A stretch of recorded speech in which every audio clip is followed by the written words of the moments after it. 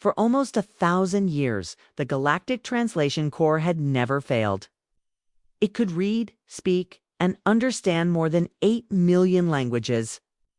From the humming dialect of the crystal beings of Organ 6 to the mind signals of the insect, queens of Ratha Prime, it could translate them all. But today, it failed. The word appeared in an old Earth document recovered during the Great Archive Sweep, a time when the Galactic Council was searching ancient records for any forgotten weapon, strategy, or idea that could help them win the war against the Shiver. Swarm. The word was simple. Just one line. Night. The machine beeped. It scanned again. Error. No known equivalent. Context unclear. Cultural significance unknown. The council chamber fell silent. At first, the high speaker of Yulin 3 laughed, a glitch. Humans always played with strange words. But the AI didn't stop blinking red. It tried again. Still no result. Over the next 2 hours, linguists from 17 planets tried to explain the word. Some said it was a warrior. Some said a servant. Others guessed it was a title, a rank, a class none of them matched. Then a human captured 6 months earlier during a border skirmish was brought forward. He had refused to speak during his entire imprisonment. But when shown the word night on the screen, his eyes lit up. He stood slowly, his hands still bound. His voice was calm. I am a knight. That was all he said. The guards raised their weapons. The council members exchanged glances. One alien, a silver-scaled official from the Zakari Empire, whispered, "Is it a threat?" The translation AI still showed red. Couldn't explain what the man meant.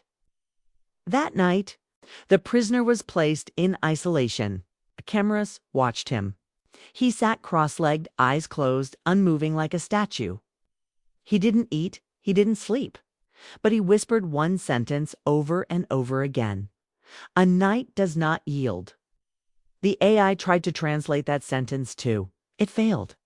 3 days later, the council ordered a full investigation into the word. They dug deep into Earth's digital history, unlocking old books, films, games, even fairy tales. They found more mentions. The knight stood alone, holding the bridge. A knight's word is stronger than steel. Knights protect. No. Matter the cost. Still, no clear meaning. Some stories showed knights as warriors with swords. Others showed them as protectors of the weak. Some didn't fight at all, just stood between danger and the innocent. The more the council searched, the more confused they became. How could a single word mean so many things? Why did it appear in every human war record, every major event, and even children's bedtime stories? Why was there no single image weapon or title that could describe it? On the 4th day, an emergency meeting was held. The war with the Shiver Swarm was getting worse. Entire colonies were falling. Millions were dying. The Galactic Council needed something, anything that could give them hope. That's when the High Speaker pointed to the word again. If we don't understand it, maybe we fear it. Someone suggested it could be a weapon, a new kind of soldier, a lost human technology. Others warned that the prisoner might be part of an ancient secret force, that Earth may not be as weak as they thought. Send a team to Earth, the speaker ordered. Find out what a knight really is. If it's dangerous, we need to know. If it's powerful, we need it on our side. Earth had been silent for nearly 100 years. After the human race joined the Galactic Union, they slowly stepped back from politics. Their planet had become quiet, cold, and distant. Most aliens thought Earth was finished, its people tired, its culture dead. But now, one word had brought it back into the center of galactic focus. As the research ship left the council station and jumped toward the Sol system, one young alien on board looked at the word again. Night. It had no translation, no single meaning, but it carried weight. Like a mountain hiding under the sea, she turned to her commander. "Sir, what if it's not a word?" The commander raised a brow. What else could it be? The young alien hesitated, then whispered, "Maybe it's a warning." And far away in the cold silence of Earth's forests, someone was waiting, watching the stars, holding a sword that hadn't been drawn in 100 years. The order still lived, and the meaning of night would soon be shown. End of part 1. No language holds the true meaning of night written in third person, with simple English, suspenseful tone, and approx 800 words. The Galactic research ship entered the Sol system quietly, without lights, without signal. No one had visited Earth in almost 100 years. The planet had been marked low contact zone, abandoned, culturally locked, and politically irrelevant. Now it was the center of a mystery.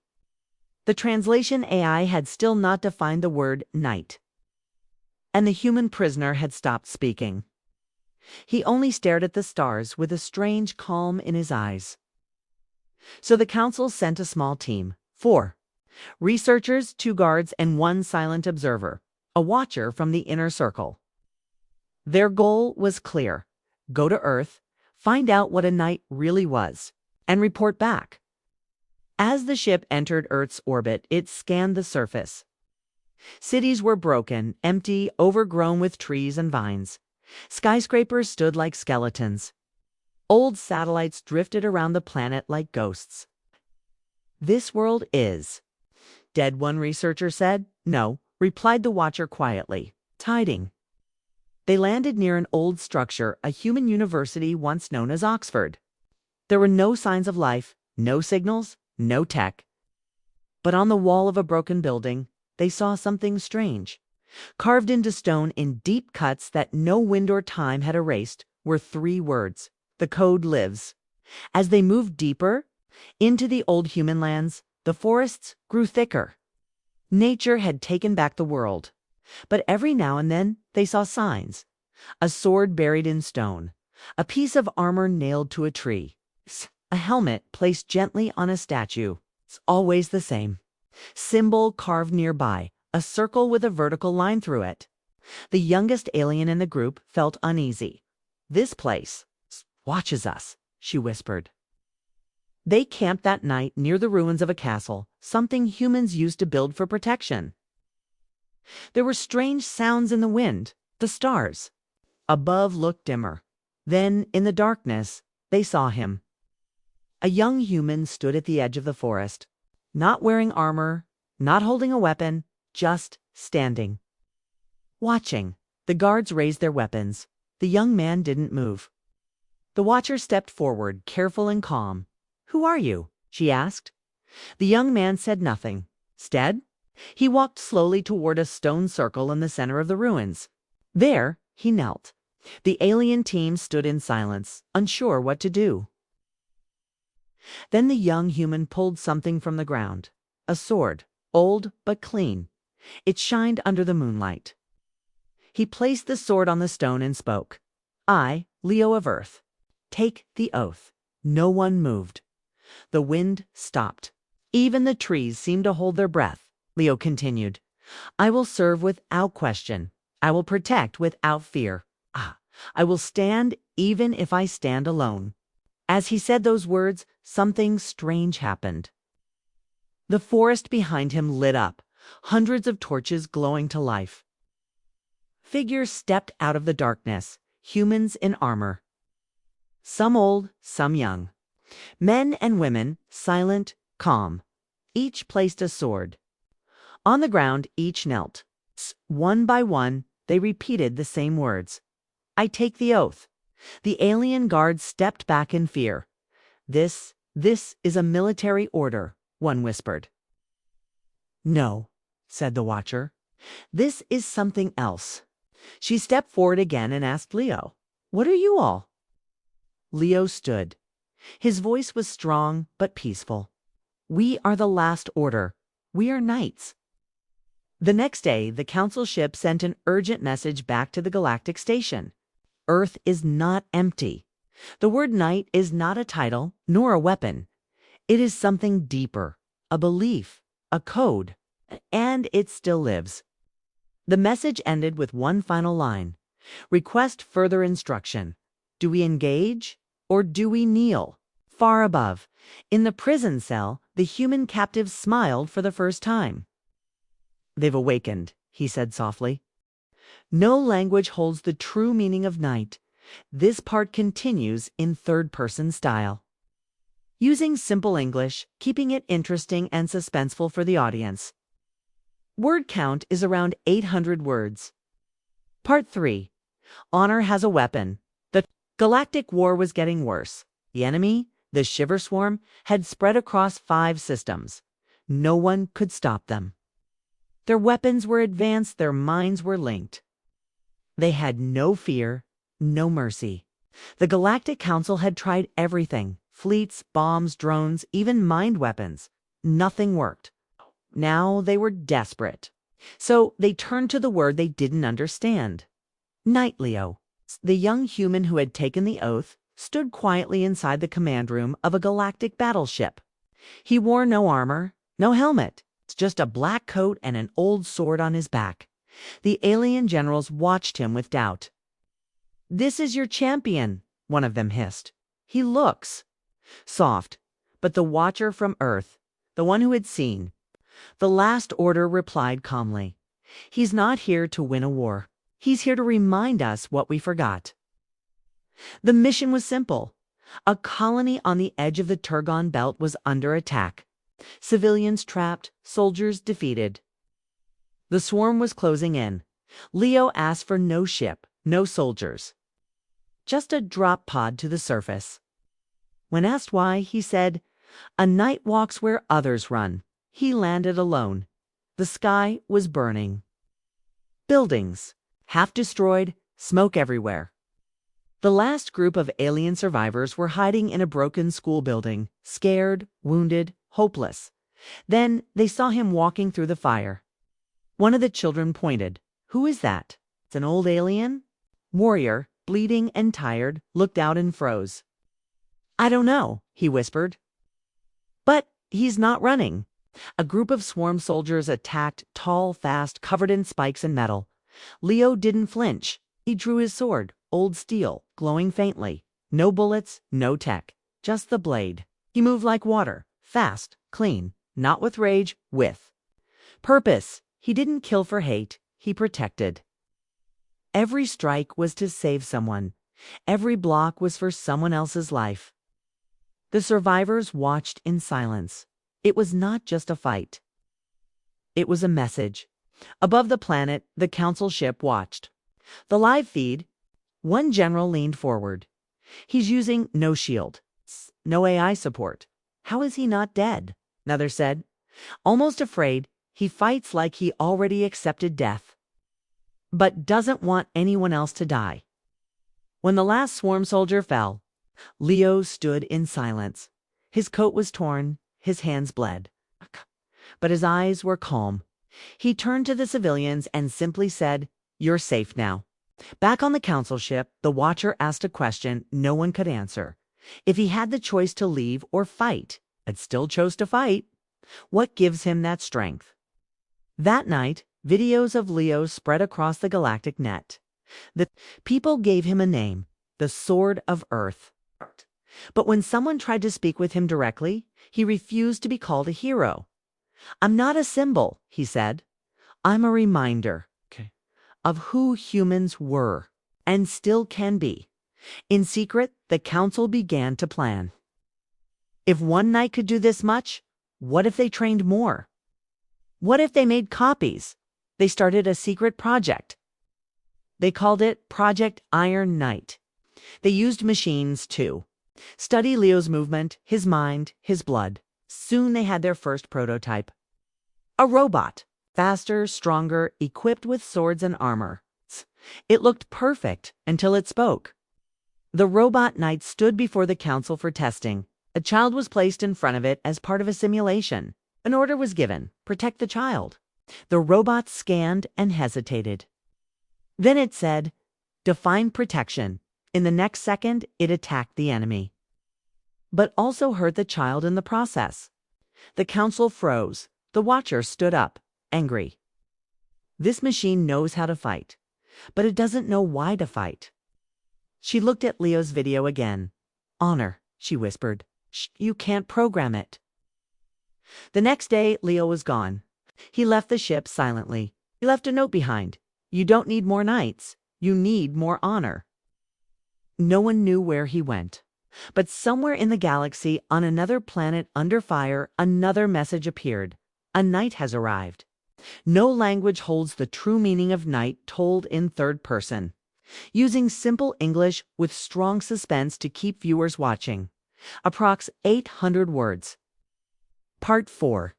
They tried to copy the knight the Galactic Council could no longer. Ignore the truth. Everywhere the swarm spread, chaos followed. Their weapons broke fleets. Their numbers crushed resistance. But the name knight began appearing in strange reports. Whispers from broken colonies. Quiet broadcasts from the edge of destruction. A human with a sword stood against 100. He did not speak. He just stood between us and death. One man stopped what 10,000 machines could not. The story sounded impossible. But one fact was clear. Every place Leo went, people survived. So the council did what they always did when they didn't understand something. They tried to copy it. In a secret station orbiting the dead moon of Rixos 4, scientists and military leaders began Project Iron Knight. Phase 2. They had already failed once. The first robot knight hurt a child in a training sim. But this time, they were smarter. They created dozens of copies. Robotic warriors with stronger metal, faster minds, better weapons. They even made them look like Leo. Same face, same voice, same black coat. But something was missing. The first test was on a controlled battlefield. The Iron Knights were dropped into a swarm-infested zone.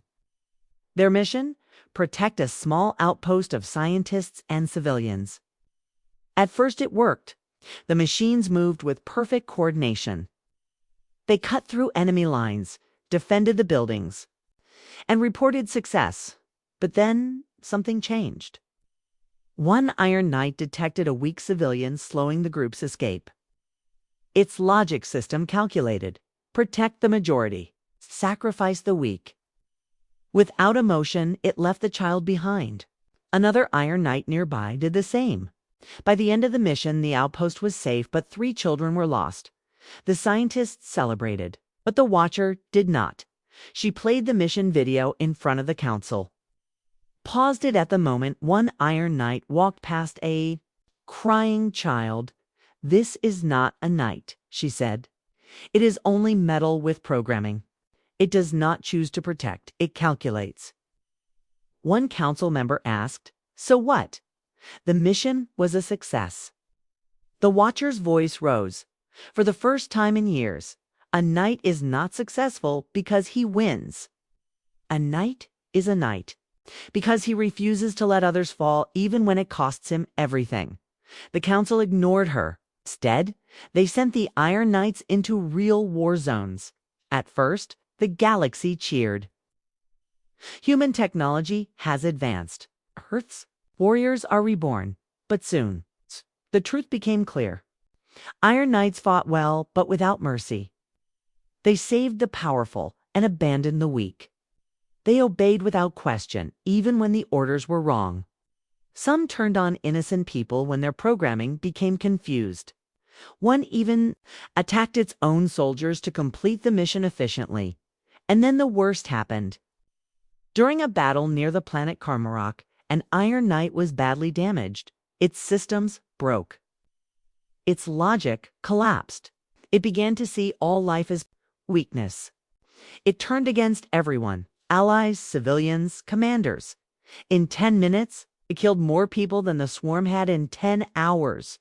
Only one thing stopped it. The figure landed in the middle of the chaos, not in a ship. It crooped from the sky, using only a small glide unit, a black coat, a sword.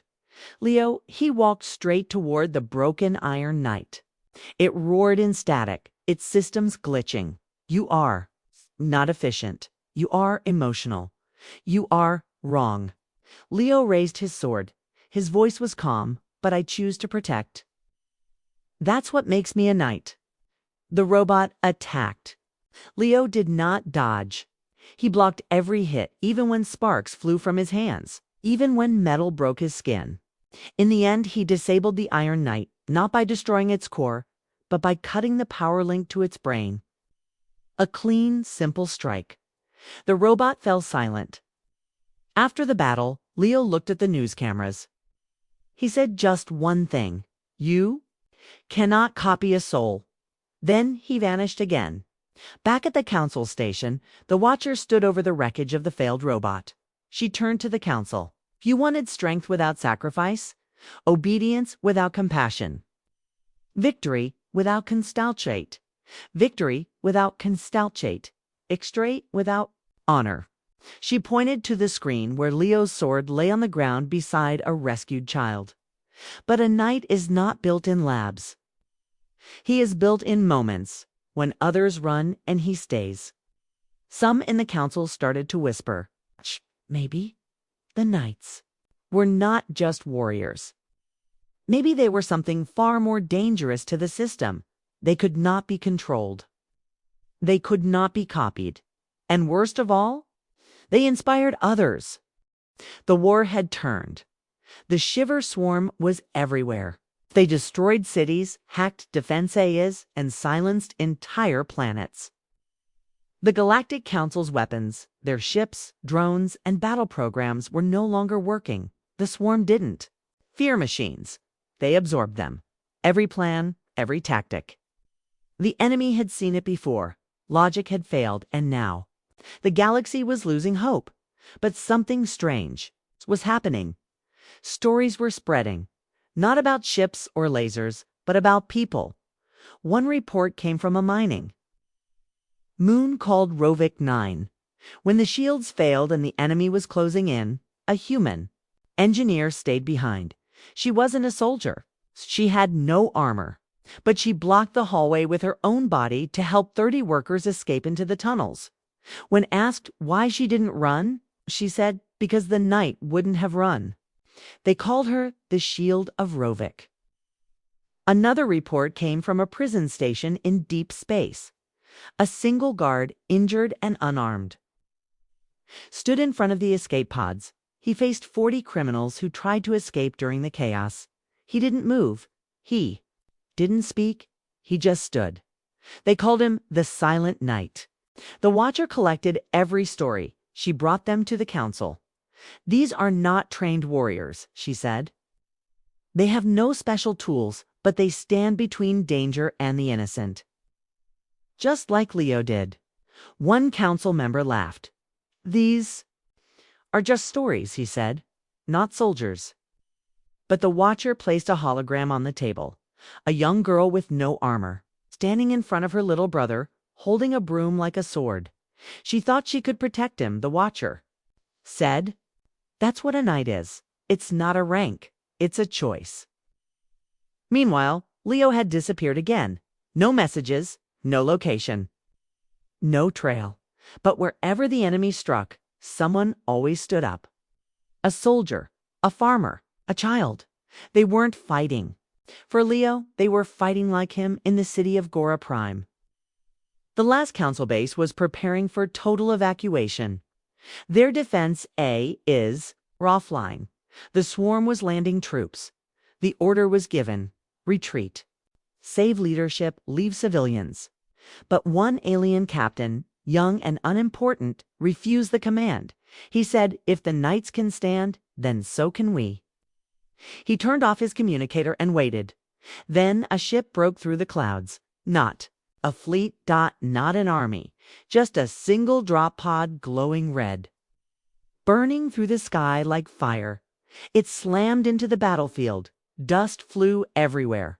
Silence followed. A figure stepped out. Cloak torn. Armor cracked. Sword in hand. Leo had returned. He didn't speak. He didn't raise his hand. He just walked forward. Alone into the enemy ranks. Someone shouted, "You'll die." Leo only answered, "Then I will die standing." The swarm attacked. Leo moved. Fast. Not like a machine, but like a man who had nothing left to fear. He didn't fight to win, he fought to protect. And when the soldiers behind him saw this, they dropped their fear. They picked up weapons. They stood beside him for the first time in years. Swarm pulled back, not because of power, but because of belief. The Galactic Council watched the live feed. The AI gave no answers. The generals had no explanations. One old council leader whispered, "We don't understand. How are they winning?" The watcher smiled, because logic has limits, but belief does not. Later, a captured swarm general was brought in. He was weak, bleeding. The watcher asked him, "Why did you lose?" The alien coughed and said, "We were prepared for armies. We were ready for weapons, but not for men who walk into death smiling." That day, in the ruined streets of Gora Prime, the people began to understand. A knight isn't defined by power, or rank, or armor. A knight is someone who chooses to stand even when logic says you should fall.